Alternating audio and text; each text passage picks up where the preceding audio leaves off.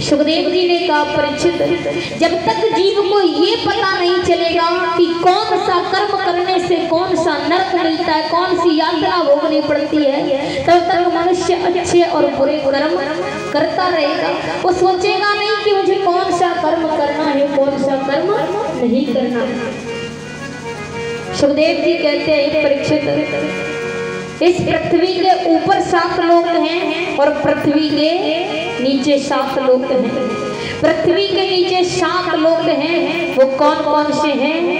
अतल वितल सतल तलातल रसातल और महातल पाताल, ये 7 लोक पृथ्वी के नीचे हैं। और 7 लोक हैं ऊपर। पहला है भूर लोक, दूसरा है भूर लोक, स्वर्ग लोक, महर लोक, जल लोक, सत्य लोक और ब्रह्म लोक। ये 7 लोक इस पृथ्वी के ऊपर हैं।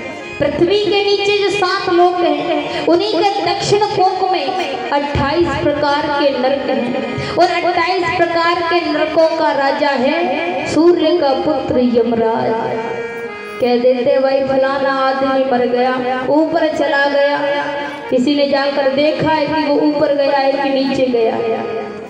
धर्मात्मा जीव हमेशा ऊपर जाता है भगवान के धाम को, और जो पापी मनुष्य होता है वो हमेशा पृथ्वी के नीचे 7 लोक हैं। उसके दक्षिण कोक में 28 प्रकार के नरक हैं। उन नरकों का राजा यमराज पापी मनुष्य को यमदूत लेकर के जाते हैं।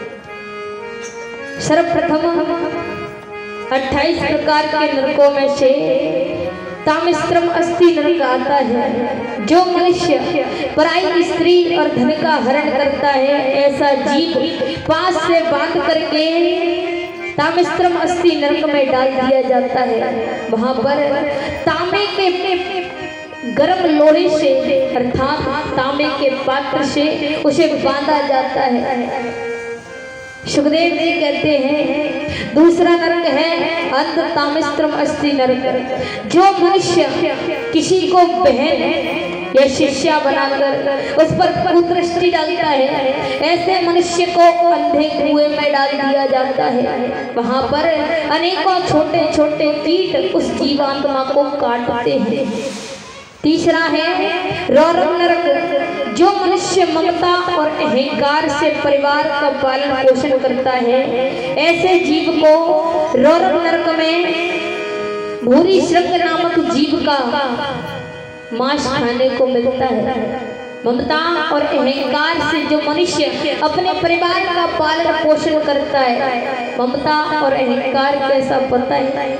इस संसार में अनेकों मनुष्य हैं जो अपने परिवार का पालन पोषण करते हैं।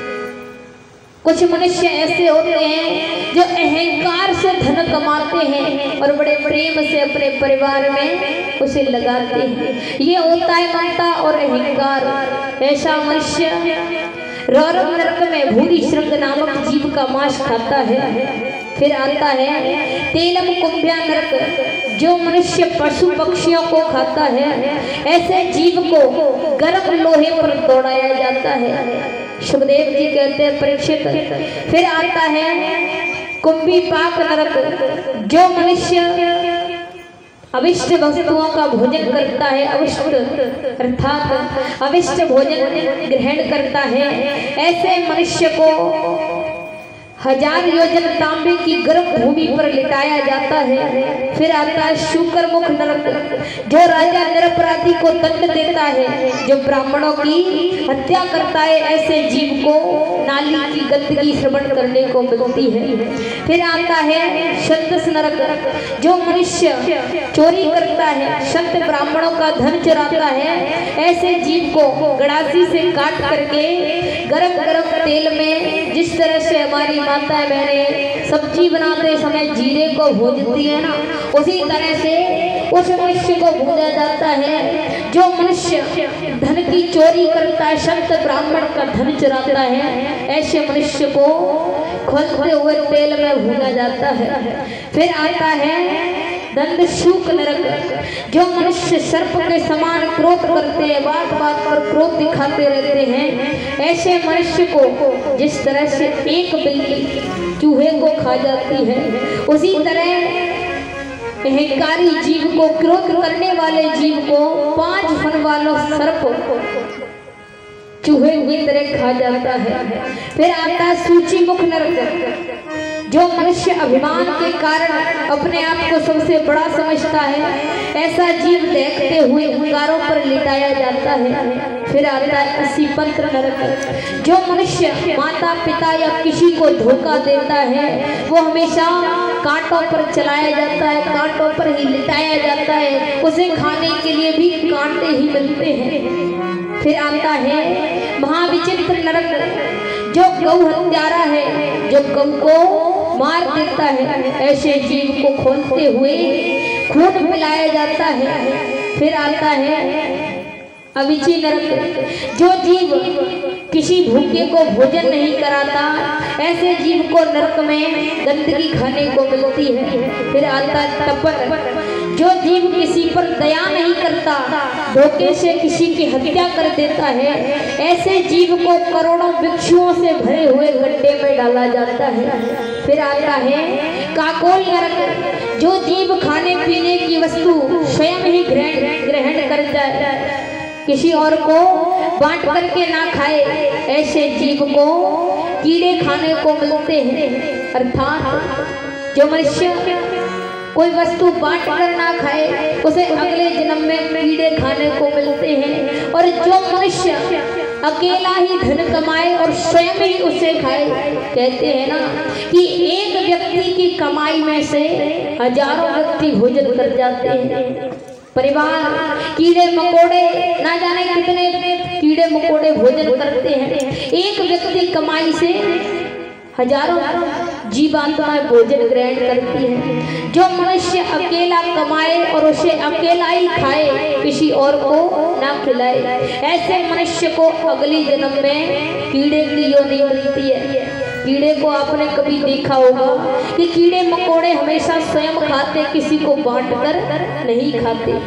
फिर आता है कि जो मनुष्य जो जीव संत ब्राह्मण गाय को हाथ से दंड देता है, वो अगले जन्म में अपने हाथ को खो देता है। जो जीव किसी की रखी हुई अमानत को बचा लेता है, उसका जवान बेटा मरता है। जो कन्या चरित्रहीन होती है, वो युवा अवस्था में ही विधवा हो जाती है। जो मनुष्य झूठ बोलते हैं, वो हमेशा अगले जन्म में कीड़े बनकर आते हैं। सुखदेव जी कहते हैं परीक्षित, 28 प्रकार के नरकों में से ये नरक मनुष्य के उन कर्मों को भोगने के लिए हैं जो मनुष्य जाने अनजाने में इस पृथ्वी पर करता है। ये मनुष्य शरीर मिलना कोई साधारण बात नहीं होती है। 84 लाख योनियां जो होती है ना, 84 लाख जन्म लेने के बाद में ये मानव शरीर हमें मिलता है। क्यों? क्योंकि इस शरीर में रहकर ही व्यक्ति भगवान का भजन कर सकता है, अपनी मुक्ति का उपाय कर सकता है। यदि मनुष्य शरीर में मुक्ति का उपाय नहीं किया तो अगले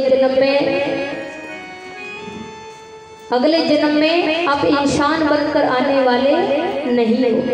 अगले जन्म में आएंगे तो अपनी यातनाओं को भोगने के लिए आएंगे। जो कर्म हम इस पृथ्वी पर अब कर रहे हैं, उन कर्मों को भोगने के लिए आएंगे।